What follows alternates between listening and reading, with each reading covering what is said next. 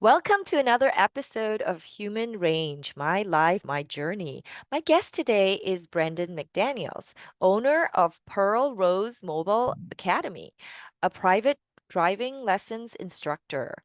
Brendan discovered her unique talent in driving, teaching driving during college, and she switched careers from high-end hospitality to merge her passion for driving into a thriving business.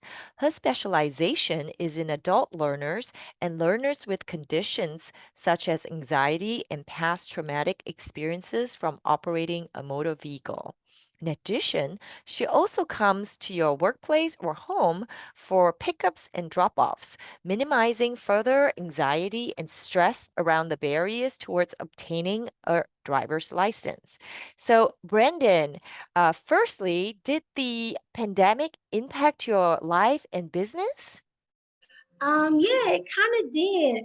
Before the pandemic, I didn't have to disclose that I had low hearing in my left ear. I can't really hear that well in it, and that was kind of like my secret superpower into me teaching because I'm hyper observant, and of course my other senses are heightened. So once the masks were introduced, unfortunately, it was almost like putting a mask over somebody's face. I really couldn't teach with that on. It was almost like people were mummies to me. I couldn't hear what they were saying. I couldn't read their body language. It was just, that's when I had to start telling everyone, like, and I mean, people were shocked because that was something that I didn't have to ever disclose to anyone. And I almost kind of forgot about it myself because it's something I've been living with secretly all my life, but it was kind of like my superpower at the same time. So the pandemic affected me in that way. But I was grateful that I had a lot of trust in students and during the pandemic, I had nurses, I had grocery store workers. So it was kind of like I really couldn't stop because those were the people who needed to get to work to service everyone. So I made it work. I Yeah. made it work. So, but yeah, that was the pandemic really affected me was just me having to now tell people like, hey, unfortunately, in order for me to teach you, I would need for you to move that mask. And, explaining that to people during the pandemic was kind of difficult, but people were understanding and I made it, everything worked out. I also even had to explain to people, wearing a mask while driving, this part is also a part of your vision field. Like you see here.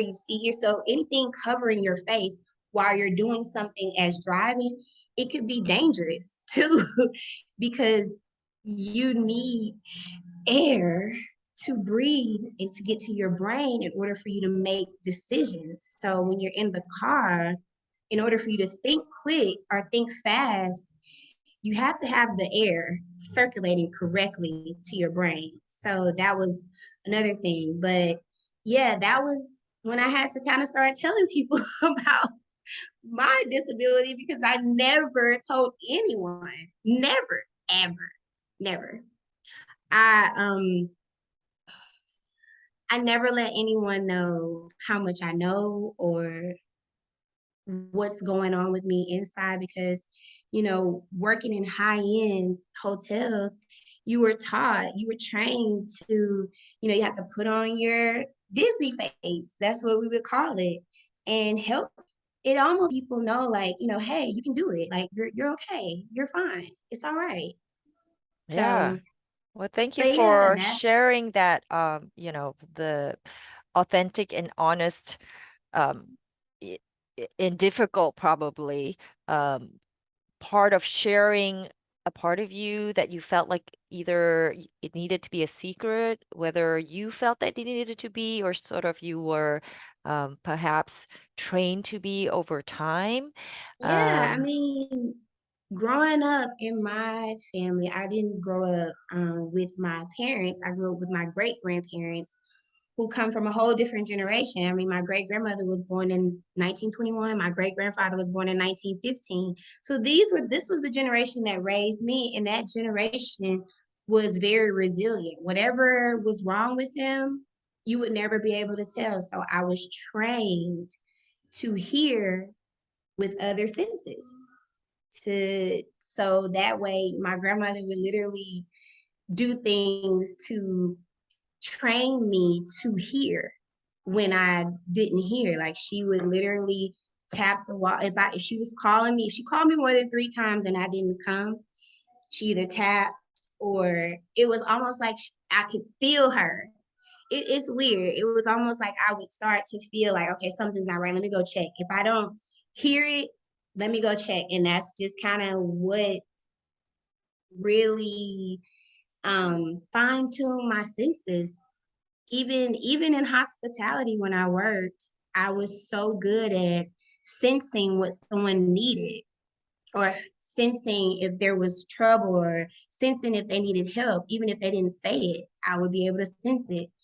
And so um that that propelled, I mean, it literally trained me for my job without me knowing that this was something that I was gonna ever do. I was perfectly fine working for the Marriott for all my life. Like I loved it.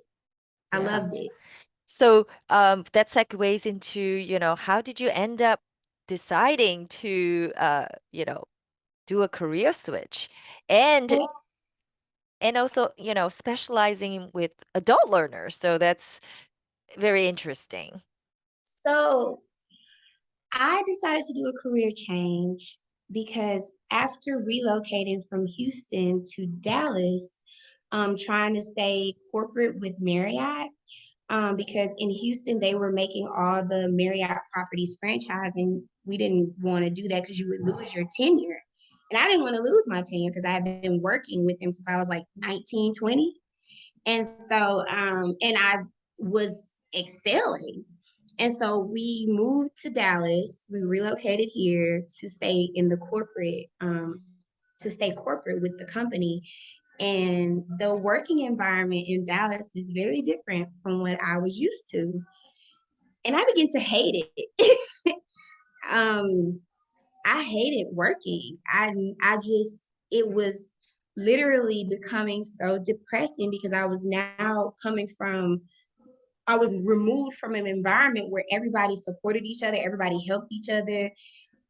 It was all hands down. Even the managers, even the hotel manager, like the big wigs, they would come in. Everybody would be hands down, hands on, to an environment where nobody really was interested in doing much of anything. And so all the work would get put on the people who worked hard.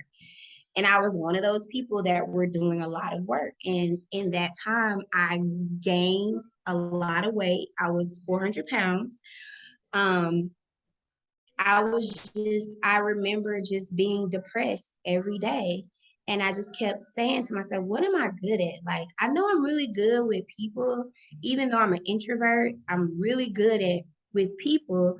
But what else can I be good with? 'Cause I don't want to do this anymore. So I just kept toggling my mind. I was writing, I was journaling every day because it was really beginning to consume me, the depression, just I mean, it would be times where I would go to Whataburger, which, that's the big food chain here in Texas. And I would get the number 5, and then I would go to Taco Cabana and get a Cabana bowl. And that would be a meal for me. Go to Jack in the Box because I was not happy. And I knew that that was not living. I wanted to live. So my desire to live became stronger than anything. My desire to be happy became stronger. So I just started taking risks. Yeah. And And in that process, yeah. So from what you're saying, your desire to live is beyond like material. At some point, once you do have a basis of material wealth and all that, it needs to be more, is what you're kind of telling me. yes, I achieved a lot working for the Marriott. I bought my first house when I was like 25. I became a homeowner. I achieved a lot, but I was not happy. I did everything that I was told to do except finish college. That was the only thing that I did not do. But my desire to be happy, I sacrificed everything. I sacrificed it all because I couldn't keep going on like that. I couldn't keep going on like that. I'll never forget I was on the toll President Bush toll road going to Plano because I used to work at the Marriott in Legacy Plano. At that time, I was still a lead. I was getting ready to transition into a manager position because I had been there for so long and I knew everything. And I just was like, what am I good at? And I was like, driving. I'm really good at driving. And I've taught all of my little cousins how to drive. I even taught my grandmother briefly because she had stopped driving because my grandfather was around, but when he passed away, I ended up teaching her. And I was like, oh, I can teach that. And then it's so crazy how the universe works. Like when you start kind of like I would say watering a seed that you get and you start watering it real good, things will happen out of nowhere. Like I kept calling, I called the DPS office because I was like, I can teach driving. I want to become a driving instructor. I can do that. Like that's something I know I'm great at. I can do it. And I was like, how am I going to figure this out? And then I end up in that process, I end up, first of all, really getting away from Marriott and I transitioned into an optometrist office, working as an insurance. I used to check insurance or something. And and that's when I was like, yeah, I can't do this. I can't, I was not happy. The working environment, again, anybody that works hard, you get in here in Dallas, I feel like the person that works the hardest, they throw all their work on you. And again, I was not happy, eating my feelings every day, eating my feelings. And I was like, I got to figure this out. So I kept calling places, and there was a driving school in Mesquite that referred me to a driving school in Carrollton that was literally probably a mile away from the doctor's office that I worked. So I would go to work at the doctor's office, get off, and work for free at the driving school because that's how determined I was. So I was working like probably roughly between 12 to 15 hours a week because I would go to work and then I would get off and I would work for free because I was becoming fulfilled until the driving school hired me as a driving instructor. I got my training through them. They sent off for my certification and I became a certified driving instructor. And then the need for adults kicked in when I saw how Texas driving schools treated adult learners. It became, it was so bad that when I would work, my schedule would be filled with adults because nobody wanted to drive with anybody but me. And they made it extremely, it was almost like you were being punished if you were an adult. No matter what walk of life you come from, like I've had corporate lawyers, I've had engineers. It was almost like they treated you like nothing if you didn't know how to drive here. And I was just like, that's crazy because there's so many people with so many different circumstances that you can't discriminate against people like that, especially adults. Kids don't have to drive. Like they don't have jobs. They're just going to school. Parents just want freedom so they can go do their thing. But adults have to actually get somewhere to work and provide for their families. So I started literally working for the school as more and more adults just felt comfortable with me teaching them. And that's when my school happened. I mean, I was working my business in my school as well, still working for the driving school because I was just that dedicated, you know?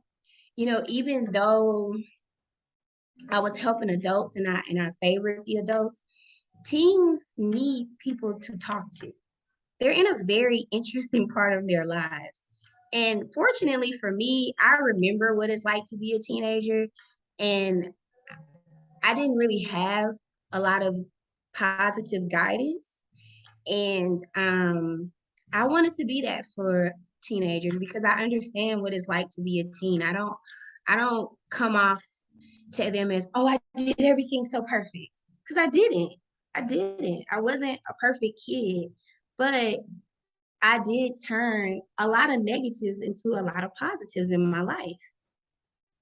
So I became an ear to students because teenagers are easy to teach. That's why driving schools they hate adults because adults you can't drive adults in a straight line and be like, okay, that's your driving lesson. You actually have to teach. Whereas teenagers, they're just so happy to drive, they pick it up just like that. It's nothing for them. So that's how I kind of got into my own school. It was almost like I was forced because the demand for me was becoming so overwhelming that I didn't have a choice but to open up my own school. Yeah. I just but I learned what to do, and I got so consumed in doing it. I began to educate myself outside of driver's education because I was having to deal with adults who were on medication. And a lot of medications aren't really good to operate heavy machinery. And a lot of people don't think heavy machinery is a car, but that's the way, the medical companies get around with kind of saying, like, yeah, you're not really supposed to drive on this medicine. They say you're not supposed to operate heavy machinery. So I had to educate myself a lot on medications, even becoming certified in cognitive behavioral therapy so I could understand how the human mind works. And by me also having my own personal experience of healing myself, I mean, 400 pounds, that's a lot of information you got to shift through in your mind to figure out what's going on. So I became like a host for a lot of information that I think, if were to get out, a lot of people would lose money. So, but yeah, that's pretty much how that started. I just kind of, it's, it's so crazy because sometimes you get so immersed in what you're doing, you don't realize what you're doing. So I kind of went above and beyond with this and turned it into something that I wasn't even expecting to turn it into.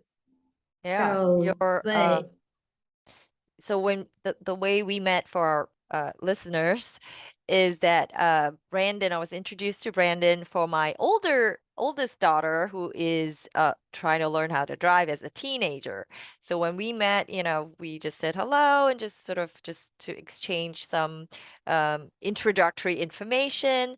And when she said, I'm deaf in one ear and all that, it really piqued my interest. Like, oh, and how did you get into driving? And we just started talking. And I was thinking, like, Brandon will be a great person to be on our show, really to, especially the more I learned about, what you did and your history, the more it really, um, became important I felt for you to share your story and your journey with our audiences where, um, if you're not happy, if life is not fulfilling, do something about it. Even if you it's have something to, small, just you start have to. somewhere. I mean, everything started with me literally just writing. Like I write everything. I write a lot because it's like we're all creators, right? We all can create whatever, but you have to realize nothing is going to be perfect. You're going to go through, and I think this generation, because social media has been introduced to social media, or if I had been interested in it at its height, because I'm not interested in social media at all. And I mean, I know that's a bad thing to say now, but I understand it's just too much. But um, yeah, people think things come like this, and it doesn't. You have to work. I worked for free. I've sacrificed a lot. I sacrificed I was in an 8-year relationship. I sacrificed that. I sacrificed my house. I sacrificed a cushion just to do this because my desire was too strong.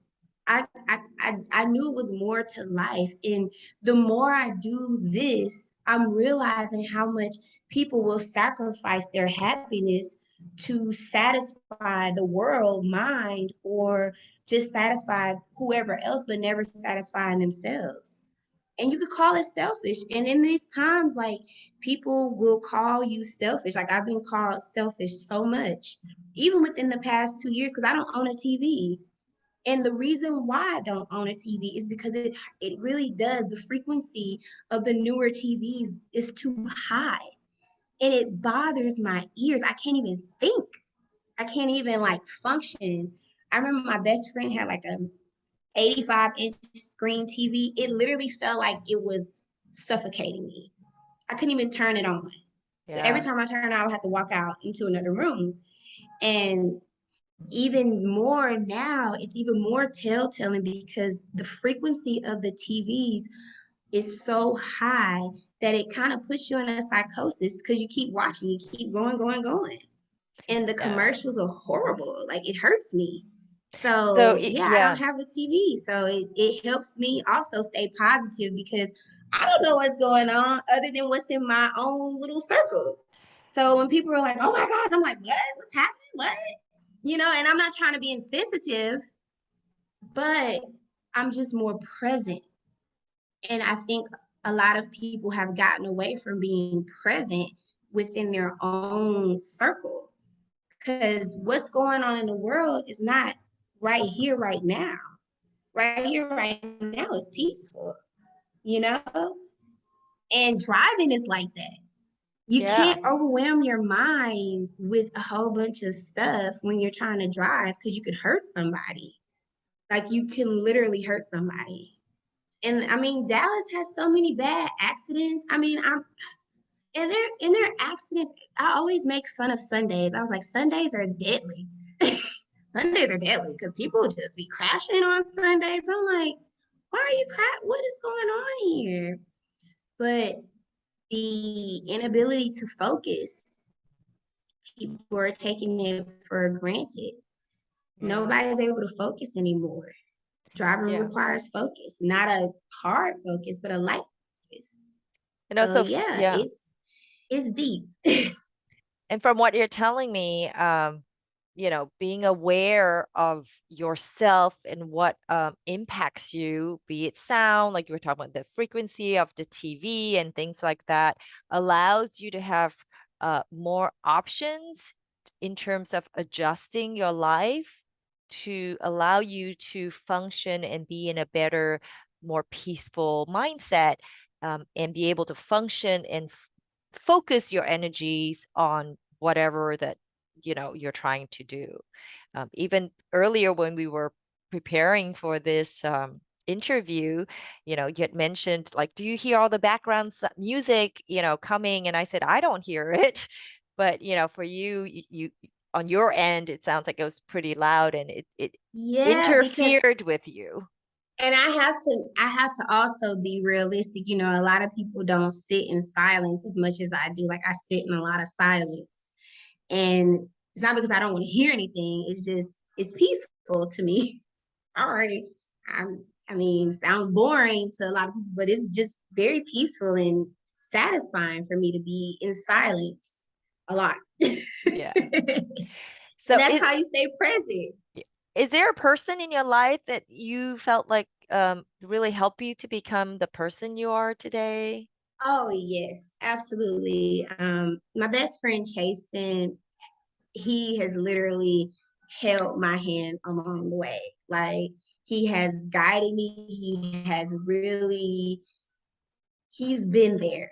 He's really been there for me. So yeah, my best friend Chasen, he's actually a big YouTuber, big TikTok person. He has a few businesses that he owns, but that is the person. And we've been knowing each other since we were in middle school, believe it or not. And for some reason, we always tell people we've been knowing each other for 30 years because we've literally followed each other all of our whole journey. Like we both lived in Atlanta at the same time. We both kind of followed each other. I came to Texas and then he came to Texas and then I went from Houston to Dallas and then he did the same. And so we just kind of been on the same journey.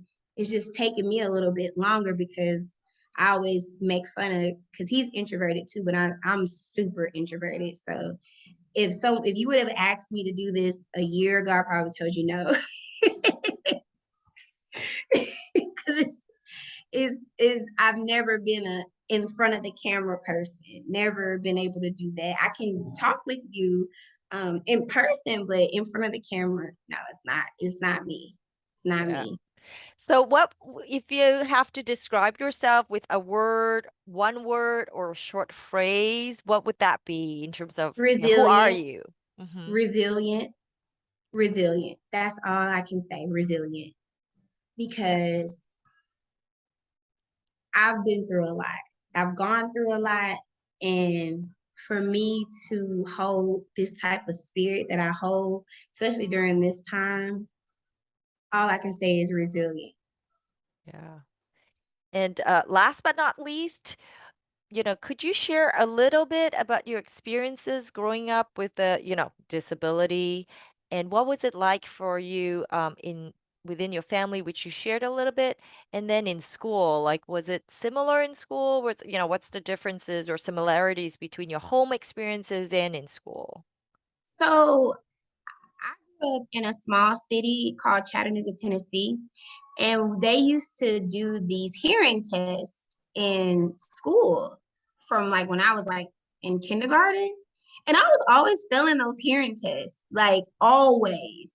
And so finally, one of the teachers got the attention of my grandmother and was like, hey, like, have you taken her to the doctor? She failed these hearing tests quite a bit. And because I'll never forget, they put those big headphones, kind of like the ones you have on. They'll do the beep beep, and I'm like, okay, whatever. And so that's when we kind of realized, like, I never heard the beep in the left ear, never, never, never, never, never. No matter how loud it got, never heard it. And so with that being said, my grandmother was like, hearing aids are $1,000 a piece, and this was in the 90s. So I can only imagine how much they cost now. And my grandfather had a hearing aid. So she was like, you're not gonna, we're not gonna do this with you. So we're gonna work this out. And, like I said, being from that type of generation, their first thought is never doctor or get medicine or anything. It's let's figure out how to work with what you already have and strengthen that so that way your hearing would never be a problem. And that's what we did. So my grandma, my grandma, she would do things. She would call me. She would figure out what I could hear, how close she had to be for me to hear, how far she could be away from to hear me. She would go into the backyard, scream my name, see if I could figure out whether or not I could hear. And if I could hear, she'll step back further. And we would do these kind of like exercises until it was to a point where she didn't even have to holler my name twice. I would kind of like sense like something was off. I would look around, I feel around, and then I would just kind of start moving. It started to be an instinct. So she was kind of like building my instinct of senses. And it became very strong to where I can anticipate anybody's need. That's why I was so great at the Marriott. Literally I was moving up the ranks because I can sense my instincts were so fine tuned and they were so heightened to where I could sense everything. Any job that I ever worked, I was always the best. And it was simply because my instinct. And as I got more into this, and even at school, like I just began, I can't even explain it. I can't explain it actually. So, you know, to put it in, I guess, scientific terms, the right side of your brain is nonverbal. The right side of your brain is the creative side of your brain. The right side of your brain is your gut. Kind of like when you sense something's not right and you don't know what that is, and your logic mind can't make sense of it, you typically believe the logic mind, like, don't worry. But me, in my case, I have to believe my right side, my instinct, because of my hearing. I have to believe that first. So that's why for me, even with teaching driving, I can sense, I feel everything. I feel everything. I can feel emotion. If I can't hear it, if I can't see it, I feel it. So just even in school, like I depending on what I I got accepted into so many colleges. I always tell a lot of my students I got accepted into Rice. I hated it. I didn't like it. I went to tour it, didn't like it. Um, in high school, I just managed. Like I didn't, it's like you forget about it because I've already dealt with it in my younger age. I just kind of went on. So like I said, I didn't have to even talk about it until the pandemic hit. Like Yeah. I didn't grow up thinking anything was wrong with me. I was almost like I didn't even remember it happened, Yeah. because it was not something that somebody brought up to me all the time. And it was like I've functioned so long without letting people know that. To now it's like, oh wow, yeah, if you're afraid, if like if you wearing a mask, it's like, okay, yeah, I can't, I'm sorry, I don't know, I can't teach. Yeah. I have to see. If I can't hear it all, you have to come to me whole or I won't be able to do my job. Yeah. So, but yeah, that's pretty much how it happened. Like I didn't have to start dealing with my disability until the pandemic. Now that And you've started sharing more openly, uh, whether you intended to or not, sort of just because of the circumstances, how do you feel about, um, sharing that part of you with others? it's kind of bittersweet for me because I'm the type of person who strongly believes in everything is not meant to be shared personally, but on the other hand, it's like if somebody else has something that they've been dealing with all their lives, but maybe it didn't inspire them to do anything, it just kind of kept them from being great. I'm like, okay, well, I want people to know, like, okay, well, this is what I've been living with, and if I've accomplished this, you can too. Like, don't take your like. I think in this country, we we make disability seem as if like your life has to stop or you have to settle with whatever it is you get because of your disability. And it's just not true. In the Western world, we make it seem like there's only one way to fix something. And that's just not true. We come from generations of people who did so much more than what we've done physically and had to live with broken arms, broken legs without medical treatment. So, don't you think as a human, we're all kind of resilient and we all can work with whatever we have and still make our dreams come true? Like, we have to stop I mean, I literally worked with a student who was told that because she had oculocutaneous albinism, that she would never be able to have a baby. She was never going to be able to drive. And here she is, two babies later in a whole car. And it's all because I believed that she could do it and she believed she could do it too. You can't let something like a disability just hold you back from life because you can turn it into a superpower. And that's what I did. I didn't even think I did it because I just didn't think nothing more. I didn't think about it. I don't have a hearing aid. I don't have medical proof. I just grew up. I just went on with my life. Nobody was ever like, okay, Brandon can't hear. So you have to do this, that, and the third. No, I just moved on and went normal.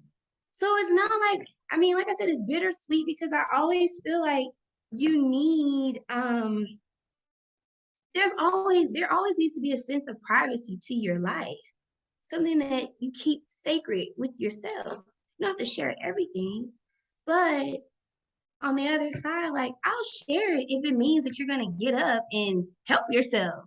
become what you want to be, do what you want to do, Yeah. you know?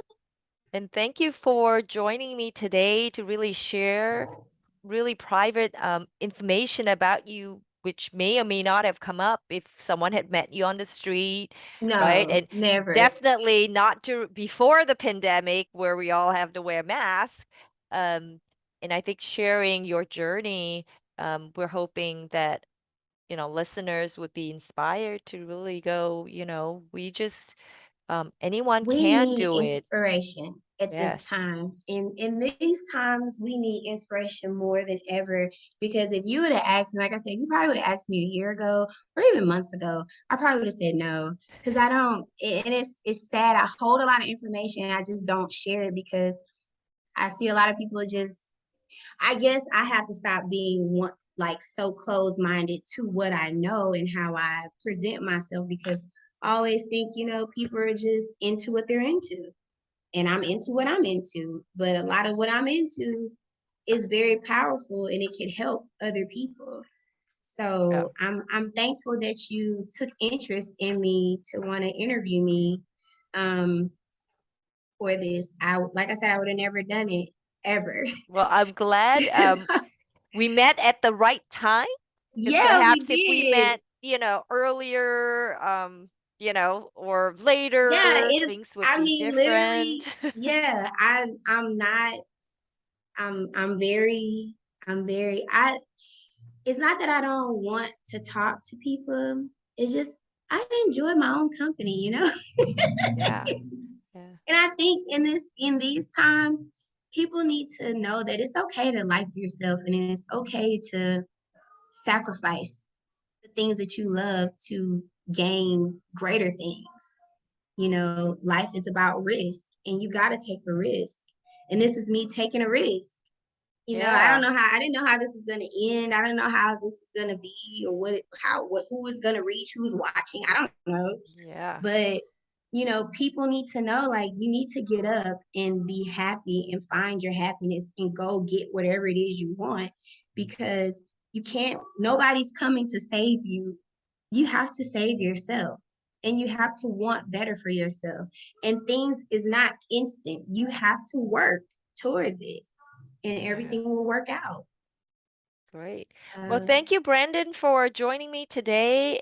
The whole thing is, I think, during our conversation, if it just inspires even one other person to take a positive step, I think we've done a good thing.